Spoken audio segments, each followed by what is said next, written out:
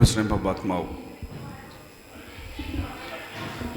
आज थोड़ी सी चर्चाएं आपसे संस्कार के संबंध में करना है।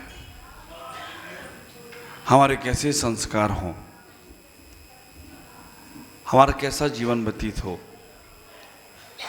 जिससे हमें अपने संस्कारों की अपेक्षा अपने बच्चों से वैसी ही रखना चाहिए।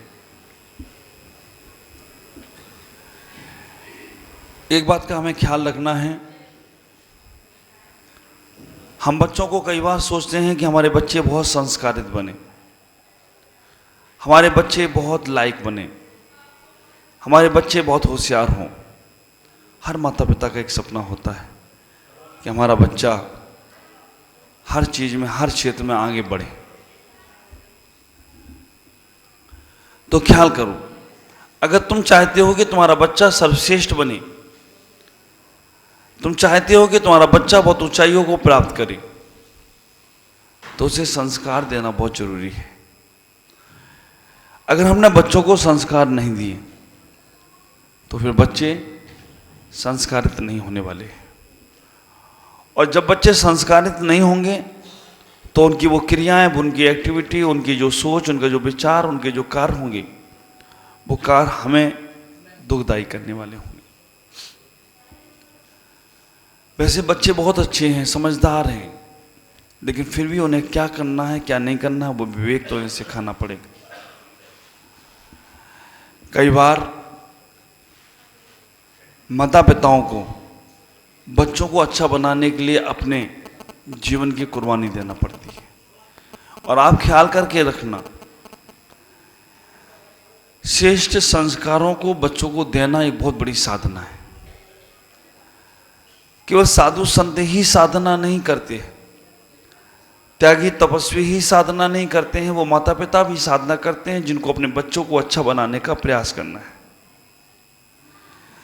जो बच्चों को माता पिता चाहते हैं कि मेरे बच्चे मेरे से बहुत अच्छे हों, तो उनके लिए आपको एक साधना जरूरी है। अगर बच्चों के सामने तुम कोई भी कार्य गलत करते हो, बच्चों से तुम कोई भी सामने उनकी बात गलत बोलते हो, ख्याल करना, ये बच्चों को तुम्हें बताना नहीं पड़ेगा, वो बच्चे वैसे ही सीख जाएंगे। अगर तुम बच्चों के सामने रहकर उल्टी सीधी मजाकें करते हो, बच्चों के सामने तुम उल्टे सीधे शब्दों को प्रयोग करते हो, बच्चों के सामने तुम गलत चीज़ों का सेवन करते हो, तो बच्चों को ये बताना नहीं पड़ेगा कि बेटा ये चीज़ अच्छी है या खराब, वो खुद करने लग जाएंगे। जब तक तुम्हारे अंदर ये संस्कार नहीं आएंगे, तब तक बच्चों के अंदर संस्कार आने वाले नहीं। बच्चे एक गीली मिट्टी के समान है, बच्चे एक दर्पण के समान है, बच्चे एक कोरे कागज के समान है, बच्चे एक बीज के समान है, बच्चे जीवन में एक पानी की बूंद के समान है। ख्याल करना, वो पानी की बूंद जिसमें भी जाती है वैसी हो जाती है। वो पानी की बूंद अगर गन्ने के खेत में जाती है तो मीठी हो जाती है। वो पानी की बूंद गाय के मुख में जाती है तो दूध का रूप ले लेती है। वो पानी की बूंद अगर सांप के मुख में जाती है तो जहर बन जाती है। वो पानी की बूंद नीम के पेड़ में जाए तो कड़वी हो जाती है। वही पानी की बूंद नाली में जाए तो गंदी हो जाती है, और वही पानी की बूंद भगवान के ऊपर चली जाए तो गंधोदक हो जाए तो कोई आश्चर्य की बात नहीं। पानी की बूंद तो वही है, जल की बूंद तो वही है, लेकिन उसको, जल की बूंद को, उस पानी को हमने कैसे पवित्रता और पावनता दी। आप विचार करना कि आपने वो जल का प्रयोग कैसे किया, आपने अपने बच्चों को क्या संस्कार दिए। बहुत सी बार मैं देखता हूं माता पिताओं को बच्चों को बाहर के बहुत सारे संस्कार देने का प्रयास करते हैं। आपने सुना होगा मैना सुंदरी और सुर सुंदरी के बारे में। मैना सुंदरी और सुर सुंदरी दोनों, पिता प्रजापाल ने कहा दोनों को संस्कार देना है। मैना सुंदरी से पूछा कि तुम्हें किससे संस्कार लेना है, तो उसने इतना ही कहा कि मैं आर्का माता जी से, मुनि महाराज से संस्कार लूंगी। सुर सुंदरी से पूछा तुम किससे संस्कार लोगे। सुर सुंदरी ने कहा कि हम एक पंडित से, एक ब्राह्मण से संस्कार लेंगे, एक पंडित से संस्कार लेंगे। आप विचार करना, सुरसुंदरी ने बहुत सारी कलाएं सीखी। अच्छा गाना सीख लिया, अच्छा नाचना सीख लिया, अच्छा लोगों को आकर्षित करना सीख लिया, लोगों की बाहर की यात्रा में मनोरंजन करने में वो कारण बन गई। लेकिन मैना सुंदरी ने तत्व ज्ञान सीखा, मैना सुंदरी ने तत्व को जानना सीखा, मैना सुंदरी ने वस्तु को नहीं वस्तु के स्वरूप को समझना सीखा। ख्याल करना, पर्दे पर तो तुम कई बार देखते हो क्या सीन चल रहा है, उस पर्दे से इतने प्रभावित हो जाते हो कि वो पर्दे वाले तो मजे लेते रहते हैं, मजे लूटते हैं, और तुम उनके चक्कर में आंखों से आंसू बहाते हो। पिक्चर देखने जाओ, अगर कोई गरीब को कोई सता रहा है तो आपको मन में बड़ा भाव खराब आता है कि गरीब को क्यों सताया जा रहा है। आप ख्याल करना, टाकीज में पिक्चर देखने के लिए जाओ, उस पिक्चर की पर्दे पर रील पर जो चल रहा है उससे तुम रियल समझ लेते हो। मुझे तो आश्चर्य होता है, आज का इंसान रील को रियल समझ रहा है और रियल को रील समझ रहा है। आप ख्याल करना, पिक्चर में जो देखते हो वहां पर देखकर तुम्हारे मन में भावुकता आ जाती है। कोई बच्चे माता पिता को परेशान कर रहे हो फिल्म में तो तुम्हारी आंखों से आंसू आने लगते हैं, और रियल में जब तुम्हें करने का मौका मिले तो तुम वो संस्कार कैसे लेते हो। ख्याल करना, आप वहां से प्रभावित हो रहे हो, बाहर की दुनिया से प्रभावित हो रहे हो, सुरसुंदरी की तरह प्रभावित हो रहे हो, लेकिन मैना सुंदरी की तरह प्रभावित नहीं हो रहे हो। मैना सुंदरी वस्तु के स्वरूप को समझने का प्रयास करती है। ख्याल करके रखना, ये मनुष्य को पर्याय पाना, चाहे कोई भी हो, हिंदू मुस्लिम सिख ईसाई जैन बौद्ध कोई भी हो, मनुष्य की पर्याय तो सबने पाई है। मनुष्य बन जाना ही सर्वश्रेष्ठ नहीं है। मनुष्य बनने के उपरांत हम इस मनुष्य पर्याय का क्या कार्य है, क्या उपयोग है, कैसा जीवन जीना है जिससे इस मनुष्य पर्याय की सार्थकता आए। आप ख्याल करना, इस मनुष्य पर्याय की सार्थकता तो वही है जो हम दूसरों की सेवा में अपने समय को, अपने शरीर को, अपने मन को लगाते चले जाएं। हम जब तक अपने जीवन में, और एक बात ख्याल करना, हमें दूसरों की सेवा करने का भाव रखना है तो सबसे पहले अपने मन में संस्कारों के भाव लाना है। संस्कारित समाज अपने आप श्रेष्ठता को प्राप्त हो जाती है। संस्कारित गांव होता है, गांव के लोग संस्कारित होते हैं तो लोग उसकी चर्चा दूर दूर तक करते हैं। संस्कारित परिवार होता है, संस्कारित का मतलब है पवित्रता का बंधन, संस्कारित का मतलब है अपने आप को पवित्र बना लेना। तो जो परिवार संस्कारित होते हैं ना, उनकी चर्चा पूरे नगर में ही नहीं, उनके रिश्तेदारों में, उनके नातेदारों में और कहीं कहीं दूर दूर तक चर्चा होती है, ये परिवार बहुत संस्कारित है। और जिस गांव के लोग संस्कारित होते हैं उस गांव की चर्चा हर गांव में होती है, वहाँ के लोग बहुत अच्छे हैं। जैसे अभी मेरा तेलंगाना में आना हुआ, जब से मैं हैदराबाद चातुर्मास करके तेलंगाना में आया हूँ, मुझे इतने अच्छे लोग तेलंगाना में मिल रहे हैं। हर जगह लोग हाथ जोड़कर, जैन नहीं जैनेतर समाज के लोग बड़े बड़े कलशों से अभिषेक कर रहे हैं, पाद पे छालन कर रहे हैं, हाथ जोड़कर बैठे हैं कि बस गुरुजी मुझे आशीर्वाद दो, मेरा कल्याण हो जाए, मेरा जीवन संभल जाए, मेरे जीवन का सब कुछ अच्छा हो जाए। तो ये संस्कार आप ख्याल करके रखना, ये संस्कार हैं, और ये इनके नहीं, इनके अतीत के पुरखों के संस्कार हैं, पूर्वजों के संस्कार हैं। आप विचार करना, अगर हमारे पूर्वज लोगों के अच्छे संस्कार होते हैं तो हमारे अंदर भी अच्छे संस्कार आना शुरू हो जाते हैं। यथा राजा तथा प्रजा, जैसा नगर का राजा। अब कल आपके यहाँ के हमारे प्रीति बहन आई, MLA, कलेक्टर, कितने संस्कार उनके। आप विचार करना, व्यस्तता तो रहती है लेकिन फिर भी आकर जमीन पर बैठ गए, बस गुरुजी मेरा कल्याण कैसे हो, अच्छी बातें कैसे हो। ख्याल करना, तो जब जब संस्कार अच्छे होते हैं तब तक जीवन बहुत अच्छा होता है। और मैं आपसे कहना चाहता हूँ कि अगर आपको अपने बच्चों के अंदर अच्छे संस्कार देखना है, बच्चों से कुछ मत कहो, अपने आप को बदलने का प्रयास करो। मैं 2 पंक्तियाँ हमेशा बोलता हूँ, पत्थर मत फेंको पानी में, उसे और कोई भी पीता है। पत्थर मत फेंको पानी में, उसे और कोई भी पीता है। जीवन जीना है तो ऐसा जियो, तुम्हें देखकर कोई और भी जीता है। जीवन जीना है तो ऐसा जियो, तुम्हें देखकर कोई और भी जीता है। तुम्हारी हर एक्टिविटी को तुम्हारे बच्चे देख रहे हैं, तुम्हारी हर चर्या को तुम्हारे बच्चे देख रहे हैं। और आप ख्याल करके रखना, बच्चों को सिखाना है तो अकल से मत सिखाओ, है ना। बच्चे अकल से नहीं सीखते हैं। बच्चों को सिखाना है तो नकल से सिखाओ, है ना। बच्चे नकल से सीखते हैं, बड़े अकल से सीखते हैं और बूढ़े शकल से सीखते हैं। आप ख्याल करके रखना, बच्चों को सिखाना है तो नकल, बड़ों को सिखाना है तो अकल, और बुजुर्गों को सिखाना है तो शकल। अब कैसे करोगे? अब बहुत सी बार तुम लोग बच्चों को लेकर आते हो, महाराज जी को ढोक दो, महाराज जी को ढोक दो, महाराज जी को ढोक दो। छोटा सा बच्चा ही है और तुम बार बार बोल रहे हैं महाराज जी को ढोक दो, और कहीं उसने गलत सुन लिया, महाराज जी को ठोंक दो, ठोंक ही देगा वो महाराज को। ढोंकने का तो बाद में आएगी, ठोंक पहले देगा। तो बच्चों को ढोक देने के लिए बोलना नहीं है, करना क्या है? खुद तुम महाराज जी को ढोक लगाओ, खुद महाराज जी को नमस्कार करो, खुद तुम बैठ जाओ अपने आप महाराज जी के चरणों में हाथ जोड़कर। जैसे ही बैठोगे, जैसे ही ढोक लगाओगे, बच्चा अपने आप बैठ के नमस्कार कर ले, तो कोई आश्चर्य की बात नहीं। ख्याल करना, स्कूलों में बच्चों को ए फॉर एप्पल अगर पढ़ाना होता है तो एप्पल दिखाना पड़ता है ना, नकल। ऐसे बोल दो उसको ए पर एप्पल और संतरा पकड़ा देना, तो वो एप्पल संतरा को भी एप्पल समझेगा। ख्याल करना, क्योंकि उसको जो दिखाओगे वही तो करेगा।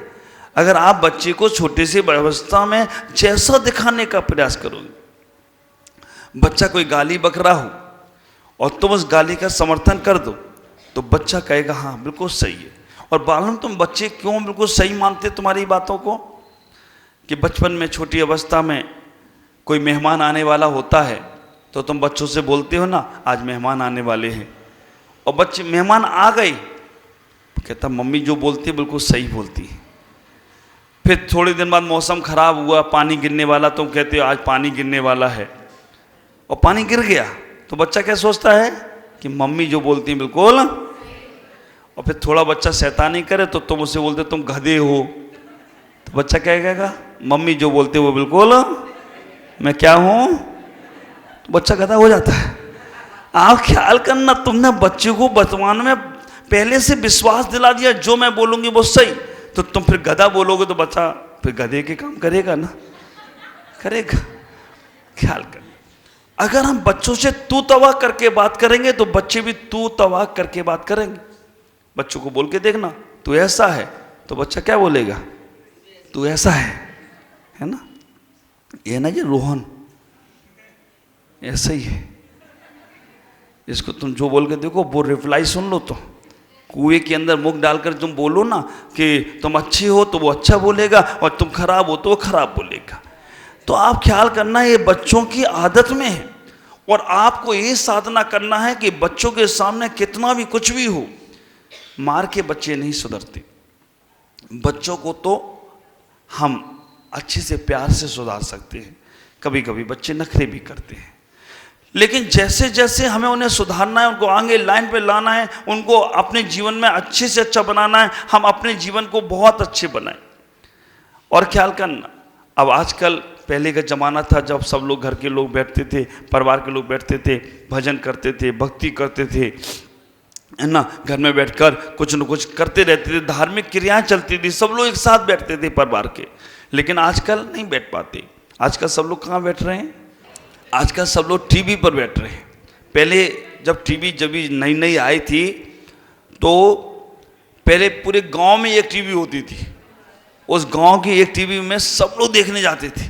रविवार को पिक्चर आ रही है वो देखने जाते थे, चित्रहार आ रहा है वो देखने जाते थे, है ना, बाबा जी का बाइस्कोप आता था वो देखने जाते थे। लाइट चली जाए तो जनरेटर लगाते थे, और ऐसे वहाँ पर दरी वरी फर्श बिछाकर ऐसे बैठते थे जैसे अब भगवान जी का भजन शुरू होने वाला है। और रामायण और महाभारत आ जाए तो शहर में कर्फ्यू लग जाता था। ऐसी स्थितियाँ बनती थी। वो उस जमाना तक एक टीवी पर सारे के लोग बैठते थे। फिर और थोड़ा थोड़ा आदमी ने प्रोग्रेस किया ना, तो अब क्या हो गया, प्रोग्रेस करने के बाद अब घर घर में टीवी हो गई। तो उन्होंने कि कहाँ पड़ोसी के जहाँ अपने घर में ही टीवी। लेकिन और आगे बढ़ गया आदमी, तो अब क्या हो गया कि कमरे कमरे में टीवी हो गई।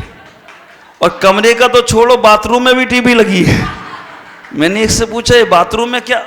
महाराज पेट साफ ना हो तब तक न्यूज तो सुन सकते कम से कम। विचार कर, अब नहीं होता तो बैठे रहे उसके अंदर और देखते रहे न्यूज सुन रहे। और बाथरूम में बैठकर तुम्हारी आयु का बंद हुआ ना, ख्याल करना क्या बनोगे, उसी के कीड़े बनने वाले। इतना ही ख्याल करना, उसके अंदर भी टीवी। और अब तो इतना जमाना आ गया, अब तो तुम्हारे मोबाइल में टीवी हो गए। ख्याल करना कैसे। और आप ख्याल करना, पहले के लोग जब सब एक साथ बैठ के टीवी देखते थे तो अच्छी चीजें आती थी, देख लेते थे। लेकिन आज एक साथ बैठकर देखने लायक टीवी में कुछ नहीं है। और आप देख रहे हो उसमें कुछ पिक्चर आ रही है, कुछ मूवी आ रही है और उसमें गाना चल रहा है, तो जब जब मुझे पुकारे मैं दौड़ी आऊँ नदिया किनारे, और दादाजी का पैर हिल रहा है और वहाँ पे पोता बैठा है, वो कह रहा दादाजी का पैर हिल रहा है नदिया किनारे, मैं तो सागर किनारे जाऊँगा। क्या संस्कार लेगा वो बच्चा? ख्याल करना, उस जगह वो बच्चे के संस्कार आएंगे, वो तुम्हारा रिस्पेक्ट करेगा क्योंकि तुमने अपनी मर्यादा का उल्लंघन खुद कर लिया। वो चीज बच्चों के साथ बैठ के देख रहे, तो वहां पर तो अब सास भी कभी बहू थी और सास बहू दोनों देख रही है। सास भी सीख रही है और बहू भी सीख रही है। अब वो सास भी डायलॉग मारेगी तो बहू भी डायलॉग मारेगी, क्योंकि उनने अपने अंदर से संस्कार नहीं लिए। और मुझे तो आश्चर्य ये होता है कि आज का आदमी ऐसे संस्कार टीवी से ले रहा है। आप ख्याल करके रखना, उस दूरदर्शन से, उस चैनलों से संस्कार ले रहा है कि उसकी अपनी खुद की बुद्धि खत्म ही कर दी, खुद की प्रज्ञा खत्म कर दी। और टीवी वालों को तो पैसा मिलते भी हैं, तुम्हें क्या मिलता है? तुम्हें कुछ नहीं मिलता है, तुम्हें बुद्धि और खराब कर लेते हो। अब टीवी पे सीरियल आ रहा है। पहले का जमाना था कि पति हारा थका घर पहुंचता था तो पत्नी उसको पानी देती थी, पूछती थी थक गए हो चलो भोजन कर लो, ये कर लो, वो कर लो, दूध पी देती थी, सब कुछ ख्याल करती थी। तो दिन भर मेहनत कर कर आए हैं, थक गए होंगे, वो संस्कार थे। पति को भोजन कराने के बाद भोजन करती थी, है ना। पति परमेश्वर है, पहले भोजन कराना फिर भोजन करना। अब आज का ज़माना क्या है ना, सीरियल चल रहा है और पत्नी इतनी सीरियस बैठी है, वो आ रहा है, वो पूछा चुपचाप से रखो, वहां पर रखा है, भोजन खा लेना तो अपने आप से। सीरियल में वो सीरियस हो गई। अब वो भी क्या करे, भूखा, आखिरकार वो परेशान हो जाता है कि क्या करूँगा आखिरकार। और ऐसे ऐसे संस्कार आपसे कहना चाहूँगा, अगर आप इस सारे कार्यक्रम टीवियों के या और भी ऐसे कार्यक्रम हैं जिनसे तुम्हारे मन में विकृति आ रही है और तुमने नहीं छोड़े, तो आप मॉडर्न तो बन जाओगे, आप अपने आप को एक्स्ट्रा नॉलेज तो कर लोगे, लेकिन अंदर के भावों से छूट जाओगे, अंदर के परिणामों से छूट जाओगे, अंदर की आत्मीयताओं से छूट जाओगे। अंदर की आत्मीयता तुम्हें वहाँ से आने वाली नहीं है, वहाँ से तुम्हें मॉडर्न तो बनाते हैं। और मॉडर्न का मतलब क्या है मालूम? मातमपूर्ण, डरावना और नकारात्मक। जो मातमपूर्ण है, जिसके अंदर कोई भी सकारात्मक सोच नहीं है। आप विचार करना, पहले का आदमी था जब संस्कारित होता था तो कपड़े भी पूरे पहन के निकलता था। लेकिन आज मॉडर्न जमाने ने क्या किया? पहले जितने ये महिलाएं एक हाथ का घूंघट निकालती थी, है ना, ये संस्कार होते थे कि एक हाथ का घूंघट। और आज तो मैदान सपासट, खूब लड़ी मर्दानी झांसी वाली रानी है। काय का पल्लू करना, ससुर ही पल्लू करे तो कर ले, अपने को पल्लू करने की जरूरत ही नहीं। आप ख्याल करना, पहले अगर ससुर जी घर में निकल जाएं तो बहुत थोड़ा सा घूंघट कर लेती थी, ससुर जी हमारा चेहरा ना देखें, कोई भी जेठ भी नहीं। पहले केवल महिलाओं का चेहरा केवल पति देखता था, जेठ और ससुर कोई नहीं देखते थे। आज पति तो देख ही नहीं पाता है, सास ससुर पहले देख लेते हैं, जेठ पहले देख लेते हैं। मर्यादा किसने उल्लंघन की? अब करोगे कहाँ महाराज, पुराने ज़माने की बातें को लेके बैठ गए। आजकल तो पैंट शर्ट का ज़माना है, आजकल तो बहुएं भी पैंट शर्ट पहनती हैं, और कहाँ आप सलवार सूट और कहाँ साड़ी में लगे हो। ख्याल करना, हमने प्रोग्रेस तो की, बाहर की दुनिया में की। जब साड़ी पहनकर हम जाते थे सासू के पास तो बैठ के भी नमोस्तु कर ले, बैठ के भी नमस्कार कर लेते थे, पैर छू लेते थे, सब कुछ कर लेते थे। अब पैंट शर्ट वाली तो नहीं कर सकती ना बैठकर, वो तो खड़े खड़े कर ले तो कर ले। आप ख्याल करना, पहले के बच्चे आते थे नमस्कार करने के लिए तो साष्टांग नमस्कार करते थे, लेकिन अब नहीं होता है, क्योंकि अब क्या है, जीन्स की पैंट। एक बच्चे से मैंने पूछा, ये जीन्स की पैंट पहनकर तुम आते हो, कैसे काम चलेगा? उससे बोला, महाराज घर से निकला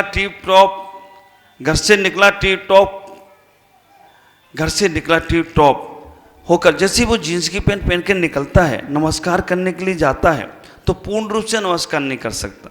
क्यों? क्योंकि चुस्त है।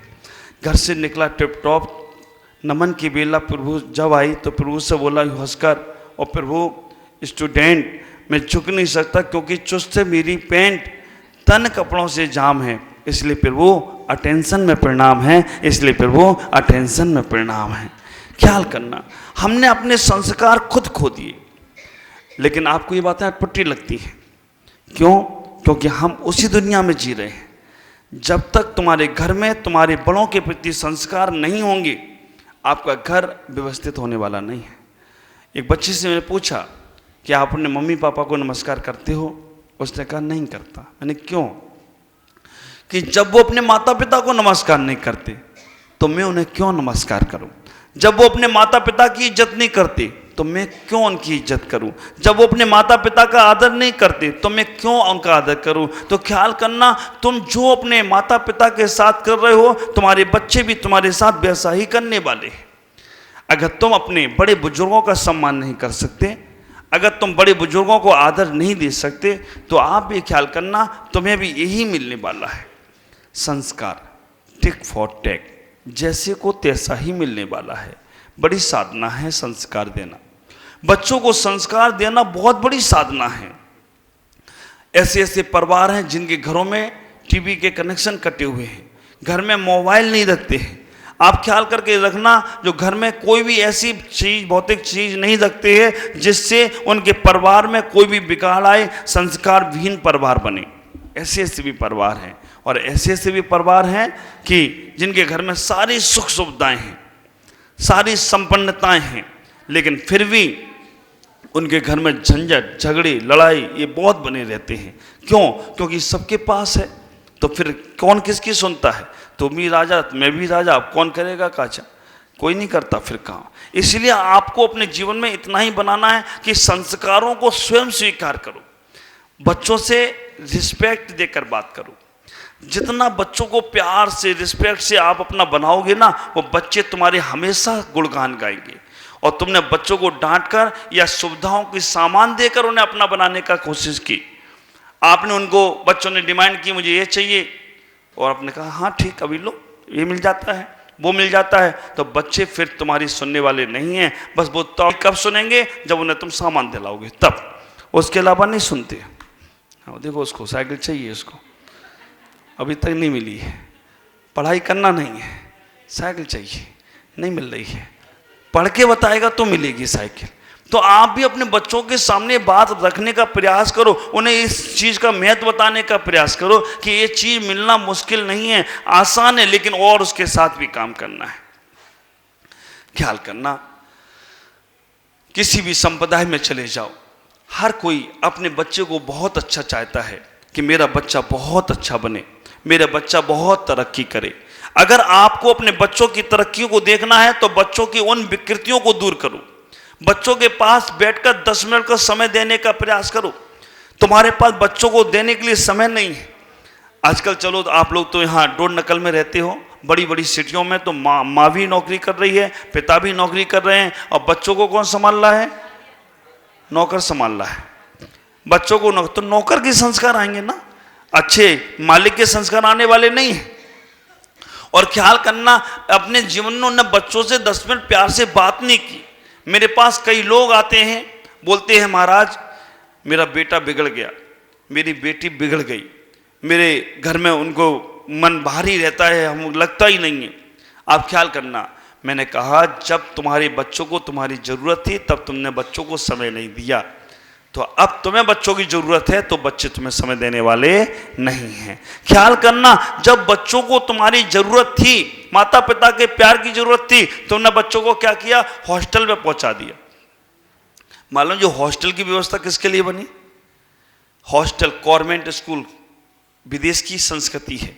गवर्नमेंट स्कूल उनके लिए बनते थे, माता पिता जॉब पर गए तो बच्चों को, अनाथ बच्चों को छोड़ देते थे गवर्नमेंट में कि इनका कोई देख रेख वाला नहीं है। और दूसरी व्यवस्था क्या बनती थी? जो शैतान होता था ना, घर में नहीं, शैतानी घर में मानता नहीं था, उसको हॉस्टल में डाल देते थे। अब विचार करना, जो बच्चों को माता पिता बचपन में ही हॉस्टल में डाल देते हैं और डालने के बाद उन बच्चों की तरफ ख्याल नहीं करते, वही बच्चे बड़े होकर माता पिता को वृद्धाश्रम पहुंचा दें तो कोई आश्चर्य की बात नहीं है, क्योंकि उनके अंदर वही संस्कार आ गए हैं कि इन्हें दूर रखा जाए। जो बच्चे, जो माता पिता अपने बच्चों को बचपन में ही मंदिर के भगवान के कलश पकड़ा देते हैं, एक बात का ख्याल करना, धार्मिकता को समझने का प्रयास करना। जो मंदिर में भगवान के कलश बच्चों को बचपन में पकड़ा देते हैं, वो बच्चे बड़े होकर शराब के प्याले नहीं पकड़ते, उनके हाथों में शराब के प्याले नहीं आते, गंधोदक अभिषेक की तैयारियां शुरू कर देते हैं। जो लोग अपने बच्चों को बचपन में ही आरती पकड़ा देते हैं, भगवान के दीपक पकड़ा देते हैं, ख्याल करके रखना, वो बच्चे बड़े होकर कभी सिगरेट और बीड़ी पकड़ने का प्रयास नहीं करते हैं, वो हमेशा आरती की ओर ही ध्यान जाता है। जो माता पिता अपने बच्चों को बचपन में ही अष्टरक की पूजा की थाली संभलवा देते हैं, वो बच्चे बड़े होकर कभी नॉन वेज भोजन की ओर नहीं जाते हैं और किसी गलत चीज़ों को सेवन नहीं करते हैं, अपने जीवन में अच्छे से अच्छा भोजन करते हैं। जो माता पिता बच्चों को बचपन में उंगली पकड़कर मंदिर लाना सिखाते हैं ना, ख्याल करना, जो माता पिता बचपन में बच्चों को उंगली पकड़कर मंदिर, मस्जिद, गुरुद्वारे, चर्च ले जाते हैं, वो बच्चे बड़े होकर उन माता पिता को संबे शिखर की यात्रा कराएं, वंदना की यात्रा कराएं, वैष्णो देवी की यात्रा कराएं, हज कराएं तो कोई आश्चर्य की बात नहीं। अब तुम नहीं लाए अगर बच्चों को बचपन में मंदिर, तो बच्चे जाएंगे गार्डन घूमने के लिए, बच्चे जाएंगे होटलों में। जो लोग बचपन में ही माता पिता बच्चों को बचपन में ही स्तुति सिखा देते हैं, आप विचार करना, हमारे अध्यक्ष जी, किशोर जी की पोती कल कितने अच्छे यहाँ बोली है ना, और पापा को आवाज़ लगा दी, पापा गाना लगाओ मैं डांस करूँगी।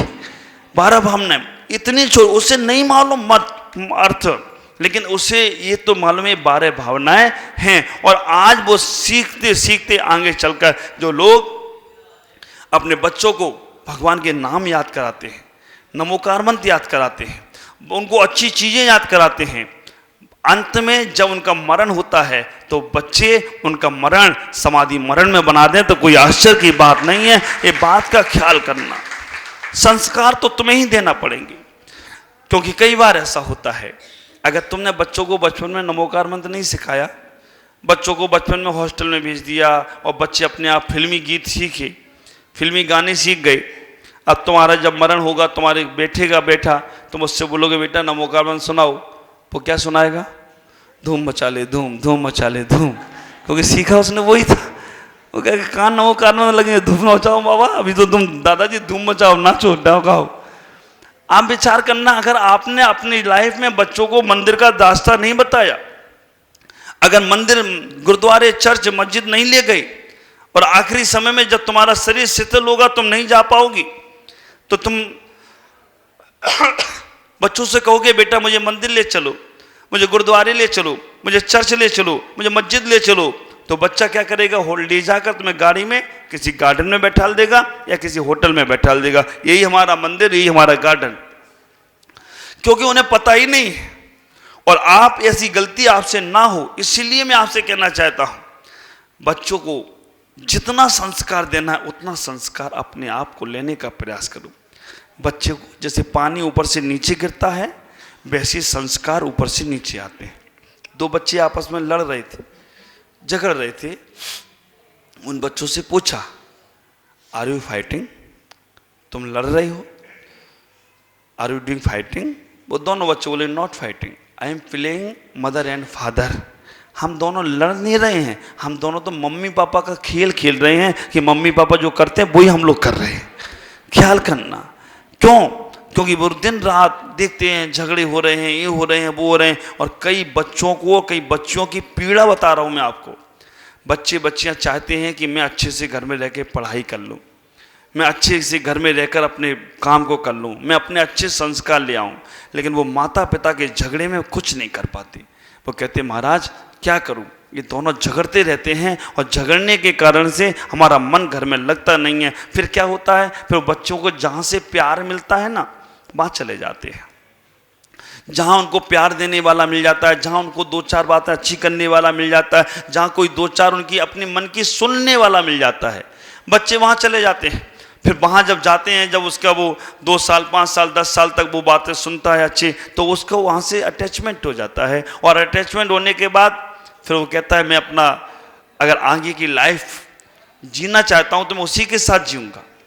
ख्याल करके रखना, फिर वो लाइफ पार्टनर बनाने की बात करने लगते हैं, वो लाइफ को जीने का प्रयास करते हैं। तो हमारे मन में आता है कि अरे महाराज मेरा बेटा ऐसे से गलत जगह पे जाने लग गया, मेरी बेटी गलत बच्चे से प्यार करने लग गई, अब मैं क्या करूं?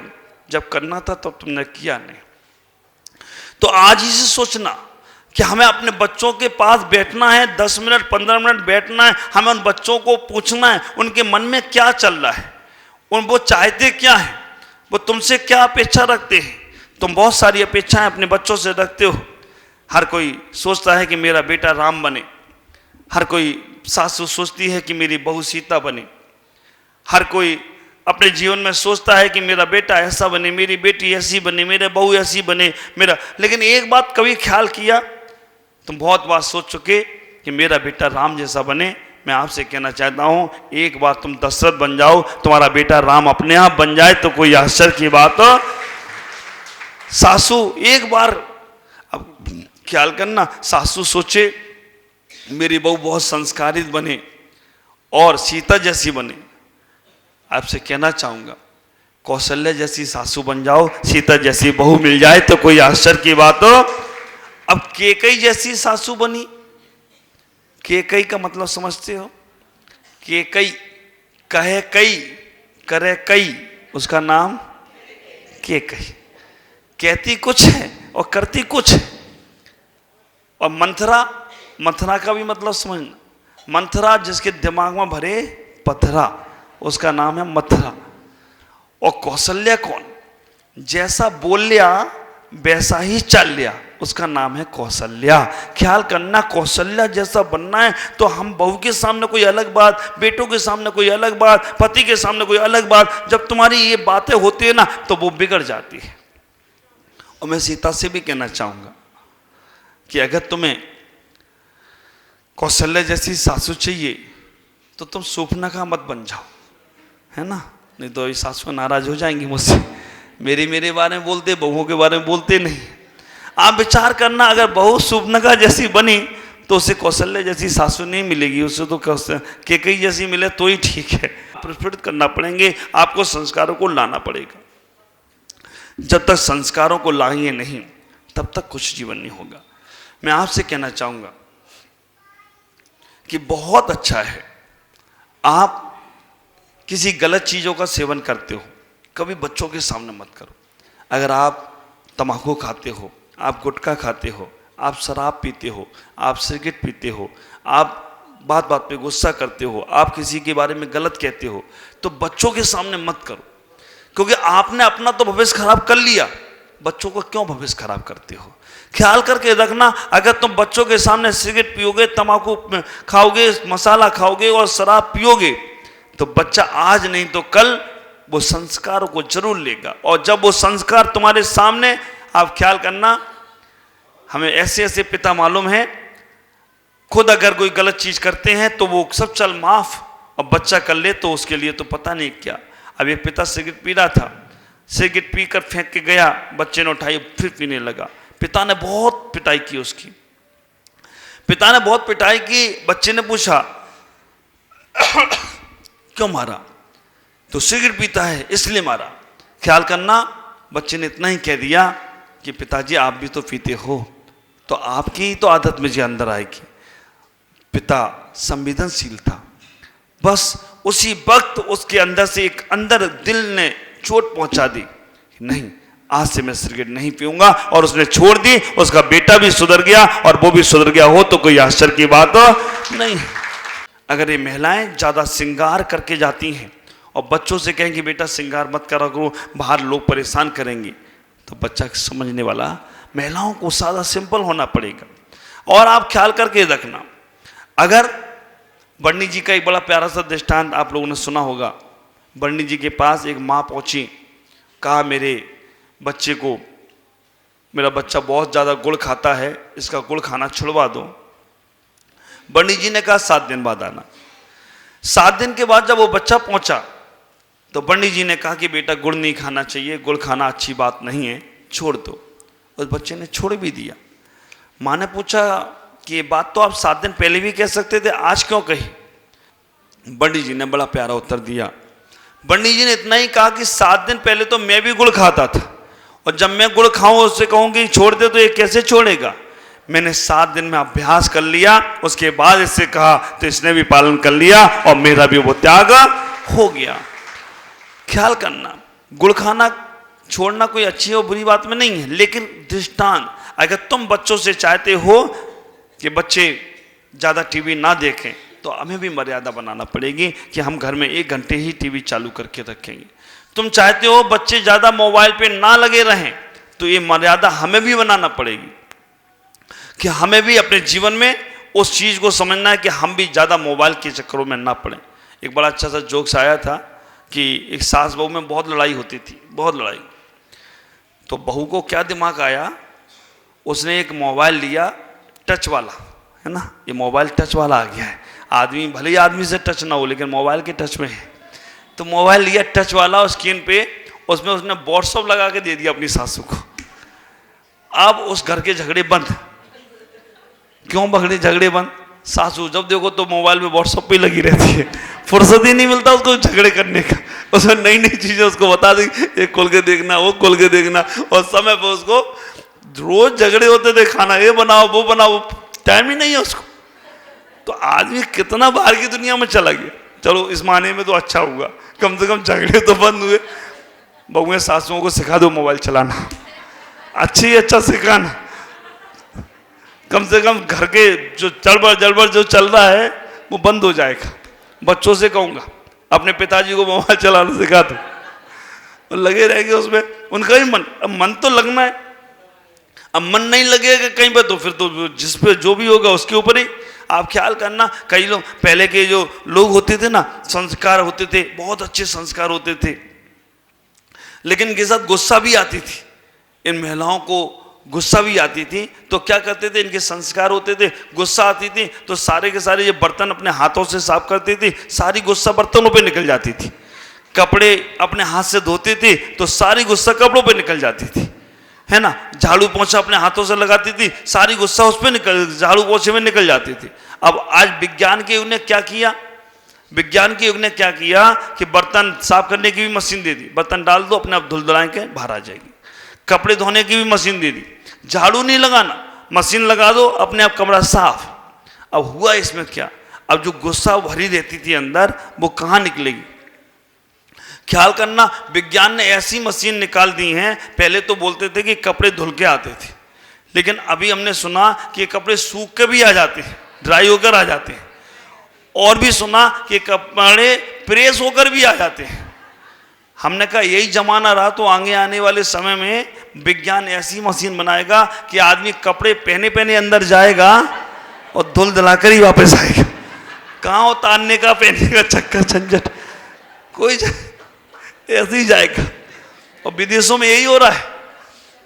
आप विचार करना, उतारने पहनने का भी झंझट खत्म है। विदेशों में आदमी हफ्ते हफ्ते भर तक कपड़े बदलते नहीं है, नहाते नहीं है।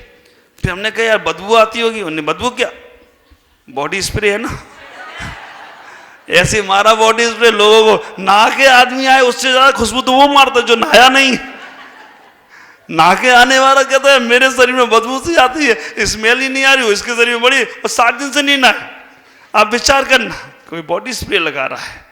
तो हम विज्ञान के युग में इतने चले जा रहे कि अपने संस्कारों को छोड़ते जा रहे हैं। हमें अपने घर के काम खुद करना चाहिए। हमें अपने घर के कामों के लिए किसी नौकर आदि को नहीं रखना चाहिए, क्योंकि जो हमारी संस्कृति ने, जो हमारी प्रकृति ने हमारे नियम दिए, हमें नियम बनाकर भेजे, वो सारे के सारे नियम हमारे स्वस्थ रहने के लिए थे। लेकिन हमने, आश्चर्य की बात यह है कि जो स्वस्थ रहने के नियम थे, जिससे हम स्वस्थ रहते थे, वो नियम के लिए नौकर रख लिया, और स्वस्थ रहने के लिए हमने घर में मशीनें लाकर रख ली। आप देखो, पहले के लोग पानी खींचने के लिए जाते थे, कुएं से खींचते थे ना, ऐसे ऐसे करके। मैं हमेशा कहता हूं 2 काम महिलाओं को और 2 काम पुरुषों को जरूर करना चाहिए। 2 काम महिलाएं को कौन सी करना चाहिए? पहला काम महिलाओं को पानी खींचना जरूर चाहिए। पानी खींचने से कितने हाथों की एक्सरसाइज हो जाती है, हाथों की एक्सरसाइज हो जाती है, पानी भी आ जाता है और शरीर भी सब ठीक हो जाता है। दूसरा काम, गेहूं पीसना चाहिए। चक्की में जाकर गेहूं, हाथ की चक्की से तो पूरे कमर के दर्द सारे निकल जाते थे। अब ये दोनों काम क्या हो गया? पानी के लिए बटन दबाया, पानी ऊपर। गेहूं के लिए आजकल तो गेहूं भी पिसा पिसाया आता है। हमने ऐसा सुना है कि आटा भी मड़ा मड़ाया आता है, और रोटी भी तैयार होके आने लग गई है। अब ये लोग तो चलो, आप लोग डोरनगल में हो, बड़ी बड़ी सिटियों में तो खाना महीने में 1 बार बनाते हैं, फ्रीजर में रख देते हैं और निकालते हैं, गर्म करते हैं, खाते रहते हैं। कौन कौन रोज रोज बनाए? कहीं कहीं तो बाजार से ही आता है। लेकिन हम कितने, हमारे पास जो पहले 2 काम महिलाओं को करना चाहिए, एक चक्की को पीसना, गेहूं को पीसना, दूसरा पानी को निकालना। 2 काम पुरुषों को करना चाहिए। कौन कौन से? एक तो साइकिल चलाना, आज चलाना बंद कर दिया है। दूसरे नंबर पर पानी में स्विमिंग करना, पानी में स्नान करना, तैरना। इन दोनों से शरीर, बॉडी बहुत स्वस्थ रहती है। बाहर के हमें कोई चीज़ों की जरूरत नहीं पड़ती है। लेकिन आश्चर्य हो गया कि घर के सारे काम हमने नौकरों के हाथों सौंप दिए, और अपने को स्वस्थ रहने के लिए हमने मशीनें ले आए।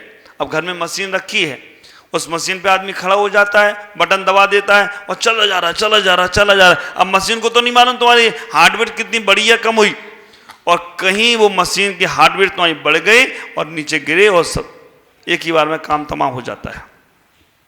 ख्याल करके रखना। एक साइकिल रखी है घर पे, चलाई जा रहे, बैठे हैं एक ही जगह। जैसे वो कोल्लू का बैल होता है ना, सुबह से शाम घूमता है घूमता है, शाम पूछा जाए कितना चले, कहीं नहीं चले, वहीं के वहीं। तो हमने अपने उस वैज्ञानिक तत्व को छोड़ दिया। घर में जब हम झाड़ू लगाते थे ना बैठकर, तो हमारे हाथ की एक्सरसाइज होती थी और नीचे जीव जंतु भी बच जाते थे। विवेकानंद से पूछा, एक संत विनोबा भावे घर में झाड़ू लगा रहे हैं, विनोबा भावे से पूछा आप क्या कर रहे हो? तो विनोबा भावे ने बड़ा प्यारा सा उत्तर दिया। विनोबा भावे यही कहते हैं कि मैं भगवान की पूजा कर रहा हूं। बड़े अच्छे संत हुए। पूछा क्या कर रहे हो? न कि मैं भगवान की पूजा कर रहा हूं। आखिरकार थोड़ी देर बाद झाड़ू लगा कर आए तो पूछा कि कितनी पूजा की? उन्होंने की 2 पूजा की। उन्होंने की 2 पूजा? मैंने तो अभी तुम्हें झाड़ू लगाते ही देखा, पूजा करते ही नहीं देखा। बड़ा प्यारा सा उत्तर दिया कि मैं झाड़ू लगाते लगाते 2 जीव, 2 चींटियों की रक्षा कर ली, बस इन 2 पूजा कर ली हो तो कोई आश्चर्य की बात तो नहीं है। 2 जीवों की रक्षा कर दी, 2 परमात्मा शक्ति की रक्षा कर ली, और 2 परमात्मा की रक्षा करना ही सबसे बड़ी पूजा है। आजकल बड़े घरों में मशीन आ गई है, किस चीज की? कूड़ा को एक साथ इकट्ठा कर लेती है। मशीन चालू की और जो भी कूड़ा होगा कमरे के अंदर, वो सारा का सारा कूड़ा अंदर चला जाएगा। मालूम, उस कूड़े के साथ साथ जीव जंतु भी सब अंदर चले जाते हैं। उस कूड़े के साथ साथ अगर वो दीवार पे लगाया दीवार को साफ करने के लिए, और छिपकली अगर है तो छिपकली भी अंदर जा रही है। क्या हुआ? कितनी हिंसा! अगर तुम थोड़ी झाड़ू लगा लेते अपने घर के, परिवार की, तो हिंसा से भी बच जाते और तुम्हारा शरीर भी स्वस्थ हो जाता। ख्याल करना। बड़ी बड़ी सिटियों में कहते हैं लिफ्ट लग गई, लिफ्ट के उनके संस्कार ऐसे हुए हैं कि पैदल नहीं चलना चाहते। आप ख्याल करना, जब तक आप अपने संस्कारों को डेवलप नहीं करोगे, आप बच्चों से कोई अपेक्षा नहीं रख सकते। बच्चों से अपेक्षा रखना है तो आपको अपने आप को अच्छा बनाना पड़ेगा। एक पिता कहता है बच्चे से, बेटा झूठ नहीं बोलना, झूठ बोलना पाप होता है। बच्चा झूठ बोलता होगा, झूठ बोलना पाप होता है। इतने में ही उस व्यक्ति के मित्र मिलने के लिए आ गए। पैसा लिया होगा, पैसा मांगने के लिए आ गए। उसने अपने बच्चे से बोला, बेटा जाओ, वो अंकल आ रहे हैं ना, वो पूछेंगे पापा कहाँ हैं, तो कह देना पापा घर पर नहीं है। बच्चे ने बोला, पिताजी अभी तो आप बोल रहे थे झूठ बोलना पाप है, लेकिन अब आप हमसे कह रहे झूठ बोल के आना। पिता बोला, झूठ बोलना पाप तेरे लिए है, मेरे लिए थोड़ी है, मैं तो बोल सकता हूं। क्या संस्कार आएगा उसमें? झूठ बोलना पाप तो तेरे लिए है, मेरे लिए नहीं है। अब बच्चा था, मान गया, बात मान जाते हैं, भावुक होते हैं, बोले होते हैं। बच्चे ने इतना ही किया, अंकल आए, अंकल ने पूछा, बेटा पापा कहाँ हैं? तो उसने कहा कि पापा घर पर नहीं है। कब आएंगे, कहाँ गए हैं? उसने कहा 5 मिनट को, मैं पूछ के बताता हूं कब आएंगे और कहाँ गए हैं। सारी पोल पट्टी खुल गई। ख्याल करना, हमारी बात हमारी शादी खुल जाती है, वो बच्चे को हम अब ऐसा, अब वो बच्चा तो चला गया, पूछ के आ गया, अंकल जी अंदर तक आ गए। कई बार ये महिलाएं, लेडीज, इनको किटी पार्टी में जाना हो तो बच्चे को बोल के जाती हैं, बेटा कोई आए तो बोल देना मम्मी पापा के साथ गई। एक दिन मम्मी पापा बाहर गए तो उसको मजा आ गया, उन्होंने कहा चलो अब तो सहेलियों के साथ घूमेंगे फिरेंगे और किटी पार्टी करेंगे, एक करेंगे वो करेंगे। आखिरकार यही हुआ। उसके पिता गए तो थे, लेकिन उनकी गाड़ी नहीं मिली, वो वापस आई। आकर घर में बच्चे से पूछा, बेटा मम्मी कहाँ है? बच्चे ने क्या किया? बच्चे ने कहा मम्मी तो पापा के साथ गई हैं। और उसने कहा मैं कौन हूं? उसने मम्मी तो यही बोली मैं पापा के साथ जा रही हूं, कोई आए तो बोल देना। तो हमें क्या मालूम कौन से पापा के साथ? गलत संस्कार आए ना। तो ख्याल करना, ये कहीं तुम्हारे साथ ही ना आ जाए। कई बार ऐसा गड़बड़ मामला हो जाता है, ऐसे ऐसे संस्कार दे दिए जाते हैं छोटी छोटी सी बातों के। बड़ा दृष्टांत अलग है, लेकिन हम अपने बच्चों को ज़्यादा मॉडर्न बनाने के चक्कर में संस्कार गलत दे देते हैं। ऐसी एक धर्म सभा चल रही है, पंडित जी बोले जा रहे हैं, और एक बच्चा बार बार बोले मम्मी मुझे बाथरूम जाना है, मम्मी मुझे बाथरूम जाना है। अब वो धर्म सभा में बीच भी बार बार बोले, पंडित जी को भी अच्छा नहीं लगा, लोगों को भी अच्छा नहीं लगा। लोगों ने क्या किया है, बार बार बाथरूम बाथरूम चिल्ला रहा है, सब मन खराब कर देता है, इसको क्या है? तो मम्मी ने सब लोगों के साथ में उनकी इंसल्ट ना हो, बच्चे को 2 लगाई, धाड़, चुप, बाद में जाना। थोड़ी देर बाद प्रवचन समाप्त हुआ। मम्मी ने कहा चल कहाँ जाना है? ने कहीं नहीं जाना है, जो साहब था तो वहीं हो गया, मेरा छोड़ना था। 2 पढ़े तो हो गया, उसका जाना कहीं। आखिरकार पंडित जी मिले। पंडित जी ने बोला तुम्हारे बच्चे ने आज बहुत डिस्टर्ब किया है, और इसको ये संस्कार भी नहीं दे सकते थे कि ये ऐसे शब्द बोलता है धर्म सभा में। तो पंडित जी से पूछा कि इसको क्या सिखाना चाहिए? तो उन्होंने कहा इसको सिखाओ, अच्छा सिखाओ। अब जैसे कोड वर्ड में जैसे बता दो कि कोड वर्ड रहेगा तो इसको मालूम होगा, तुमको मालूम होगा, और किसी को नहीं मालूम होगा। तो ठीक है, क्या सिखाऊं? कि जब भी इसको ऐसे बाथरूम आदि आए या कुछ भी आए ना, तो ये धीमे से बोले कि मम्मी मुझे गाना गाना है ना। अच्छा, लोगों को भी अच्छा लगेगा कि गाना गाना है, तो ठीक है, तो सिखा दिया। अब बच्चे को जब भी कभी बाथरूम आता तो मम्मी से बोलता मम्मी मुझे गाना गाना है। तो मम्मी कहती चलो, लोग सोचते यार बड़ा अच्छा बच्चा है, अभी छोटी उम्र में गाना गाना सीख गया। आखिरकार वो जब भी बाथरूम आए तो गाना गाना है, और गाना गाना है तो मम्मी जाके बाथरूम में गाना करा लाती, और वह आ जाता था। 2 महीने 3 महीने बाद वो पंडित जी का फिर आना हो गया। अब पंडित जी का आना हुआ तो पंडित जी ने वो महिला ने बोला पंडित जी आप पिछली बार मेरे घर नहीं आए थे, आज मेरे घर पधारो भोजन के लिए। पंडित जी ने कहा मुझे जाना भी है और मैं आज रुकना भी है मुझे, क्योंकि मुझे कल सुबह जाना है, इसलिए आज रुकना भी है। उस महिला ने कहा बहुत अच्छी बात है पंडित जी, मेरे घर पे रुक जाना। ठीक है, तुम्हारे घर पे रुक जाएंगे। और वो महिला पड़ोस में कहीं किसी के यहाँ काम पे जाना था तो वो वहाँ चली गई। आखिरकार पंडित जी का पंडित जी आप रुक ही रहे हो तो मेरा एक छोटा सा बच्चा है, इसको भी अपने साथ ही सुला लेना, क्योंकि अब रात में ये अकेला कहाँ सोएगा, कैसे रहेगा। पंडित जी ने कहा बच्चा है सो जाएगा तो कोई दिक्कत नहीं, और सुला लिया। पंडित जी ने सुला लिया। आखिरकार क्या हुआ, रात को थोड़ी देर बाद बच्चा बोला धीमे से पंडित जी मुझे गाना गाना है, पंडित जी मुझे गाना गाना है। पंडित जी ने कहा चुप लेट जा, भी रात में गाना गाना है। अब वो चीज रोकने वाली है तो रुक के, वो बोला पंडित जी जोर से गाना गाना है। पंडित जी को बड़ा डर लगा। उन्होंने कहा बाबा तू अब गाना गाएगा सब लोग जग जाएंगे और पता नहीं लोग इकट्ठे हो जाएंगे कि ये बच्चे को क्या मारा जा रहा है, क्या हो रहा है। थोड़ी देर बाद बच्चे ने थोड़ी 10-15-20 मिनट बाद बोला पंडित जी गाना गाना है। पंडित जी ने कहा चल अब तू छोड़, धीमे से गाना, जोर से मत गाना, चल मेरे कान में गाना गा ले। और वो तो बच्चा पहले तो संकुचित हुआ, यार ये कान में गाना कैसे गाऊंगा। अब उससे तो गाना था, वो जोर से आ रहा था उसे, तो खड़ा हुआ शुरू। पंडित जी बोले बहुत सारे गाना सुने, एक गरम गरम गाना कहाँ से यार।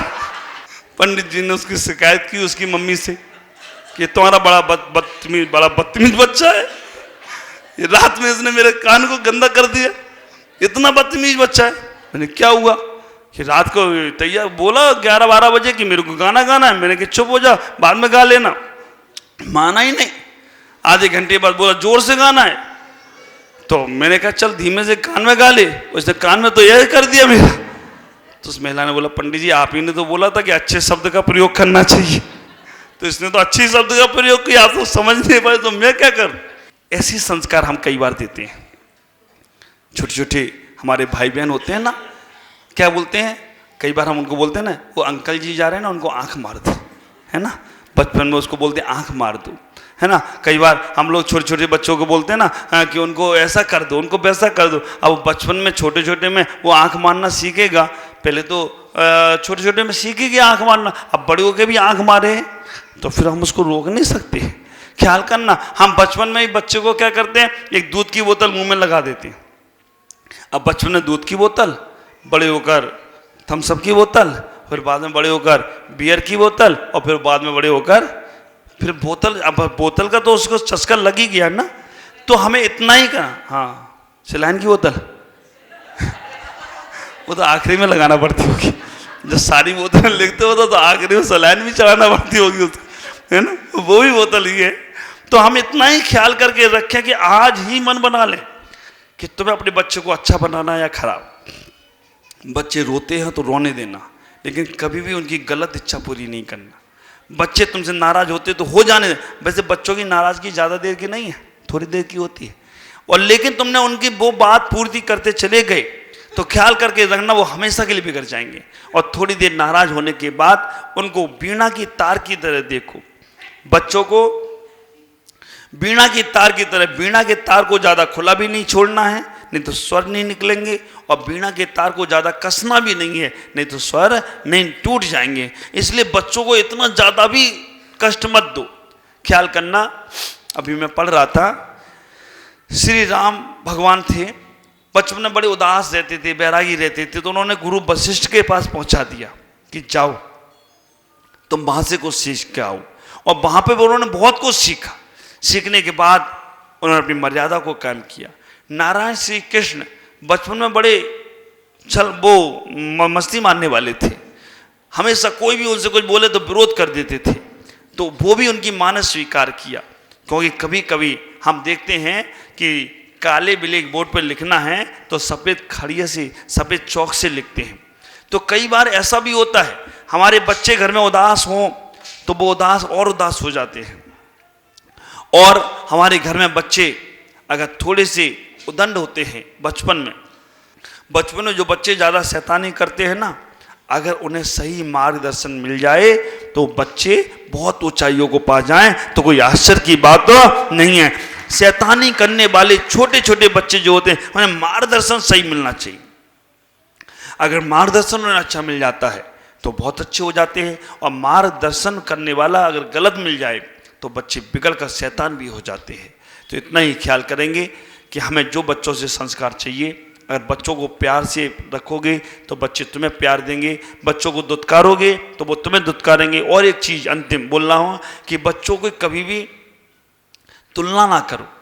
तुम कई बार अपने बच्चों को बोलते हो ना, देखो फलाने का बच्चा कितना अच्छा है, फलाने की मम्मी, फलाने का बेटा कितना अच्छा है, फलाने की बेटी कितनी अच्छी है, कितना पढ़ते हैं, कितना अच्छा करते हैं, कितना ज़्यादा किया है। आप ख्याल करना, कभी बच्चों ने बोल दिया ना फलाने की मम्मी पापा देखो कितने अच्छे हैं, तुमसे बहुत अच्छे हैं, तो फिर किसी को मुंह दिखाने लाएगा नहीं। बच्चे नहीं बोल रहे हैं तभी तक है, और ख्याल करना, बच्चों ने एक बार बोलना शुरू कर दिया ना और आपने उसको बच्चे को डांट के समझाया नहीं, तो बच्चे फिर सर पर ही बैठने वाले हैं। पहली बार बच्चा जो तुम्हें जवाब दे तो उसको नज़रअंदाज मत करिएगा, उसको समझा दीजिएगा। दोबारा ऐसा जवाब नहीं चाहिए। हम सोचते हैं बचपन में कि चलो बचपन है, छोड़ दो, बचपना है, लेकिन उसको कुछ ना कुछ पनिशमेंट मिलना चाहिए जब उल्टे सीधे शब्दों का प्रयोग करे। और जब अच्छा बच्चा कुछ बोले तो उसे शाबाशी भी देना चाहिए।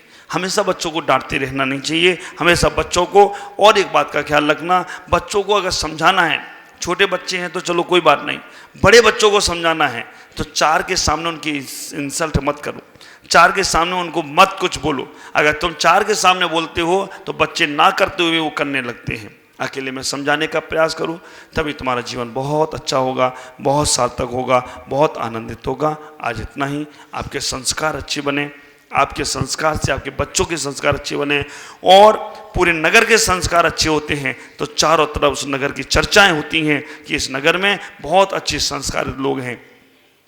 संस्कार जितने चारित्रवान लोग होते हैं, संस्कारित लोग होते हैं, उन समाज की भी चर्चाएं सब जगह होती हैं। तो मैं आपसे कहूँगा कि हमारे समाज में, कोई भी समाज में रहते हो, चाहे जैन समाज के हो, चाहे महेश्वरी समाज के हो, चाहे सिख संप्रदाय के हो, चाहे मुस्लिम समाज के हो, चाहे क्रिश्चियन समाज के हो, कोई भी समाज में आप अपने समाज का वर्चस्व बढ़ाना है तो आपके संस्कार अच्छे होना, आपके चारित्र अच्छे होना, आपके आचरण अच्छे होना, आपके बोल अच्छे होना, जितने अच्छे होंगे उतनी आपके संस्कार, आपके समाज, आपका देश ऊंचाइयों को प्राप्त करेगा। ओम नमः जय गुरुदेव। इसके अंदर कोई गलत सिद्धियां करना है तो हम काले रंग से पहनकर पूजा पाठ करते हैं।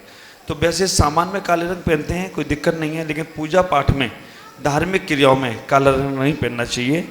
भगवान के लिए जो है, उनके लिए उनका बहाना लेकर या उनका झंडे में कलर है उसका लेकर हम अपने ऊपर आचरण नहीं कर सकते। काला भी है और नीला भी है। तो हम पूजा पाठ में या धार्मिक क्रियाओं में काले रंग नहीं पहनते हैं, क्योंकि काले रंग को तांत्रिक लोग या भूत प्रेत की बाधाएं जिनको हैं या गलत सिद्धि या साधना करना है, वो लोग इन वस्त्रों को पहनकर साधना पूजा आदि करते हैं। हमें पूजा आदि में इनको नहीं पहनकर जाना चाहिए। ठीक। काल नमस्तु नमस्तु नमस्तु। महाराज जी, जैसा हम मंदिर में सामायिक करते हैं, पाठ करते हैं, तो उसमें घर का विचार आता है तो मन आकुलता होता है, उसमें हमारी कर्मों की निर्जरा होती, पुण्य थोड़ा बहुत मिलता है कि पाप के बंद होता है, यही सब बराबर हो जाएगा। नहीं हो पाता। घर में मंदिर का विचार नहीं आता है, कभी कभी आता है, घर में टिफिन बनाना, ये बनाना, वही आता है। कोई बात नहीं। देखो जी, अपने को ये एहसास हो रहा है कि हमें मंदिर में घर का विचार तो आ रहा है लेकिन घर में मंदिर का विचार नहीं आ रहा।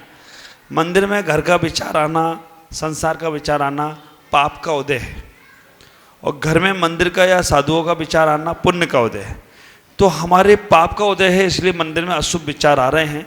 कोई बात नहीं, हम अशुभ विचार आ रहे हैं उस वक्त हम समता को धारण करें, उस वक्त ये भाव बनना बनाएं, हे भगवान इन अशुभों से मुझे बचना है, जो आपके पास भी मुझे कर्म नहीं छोड़ रहे, इनसे बचाने का प्रयास करो। वो याद दिला रहे हैं कि ये जो अशुभ विचार आ रहे हैं इनसे हमें बचना है। तो मंदिर में रहकर भगवान के सामने यही प्रयास करो कि भगवान ये सब अशुभ विचार जो मंदिर में आ रहे हैं इनसे बचाने की, इनसे बचने की शक्ति हमें दो, तुम्हारे कर्म कट जाएंगे। और मंदिर में क्यों विचार आ रहे हैं, क्यों विचार आ रहे हैं, नहीं आना चाहिए, तो आपके कर्म और बन जाएंगे। तो हमें यही विचार करना है, जो आ रहा है स्वीकार करो और उससे कैसे छूटे ये भगवान से शक्ति मांगने का प्रयास करो। ध्यान शुरू हो गया, रियल सामायिक शुरू हो गई। कैसे? अशुभ विचार के आने से शुरू कैसे हो गई? क्यों? क्योंकि उन अशुभ को छोड़ने के लिए तो हम सामायिक में बैठे थे, अब वो आ गया है तो अब उसे कैसे समझा कर हमें उसे विदा कर देना है। हमारा बच्चा कभी होता है गड़बड़ करता है तो हम उसे बड़े प्यार से समझा कर उसे बच्चे को समझा देते हैं।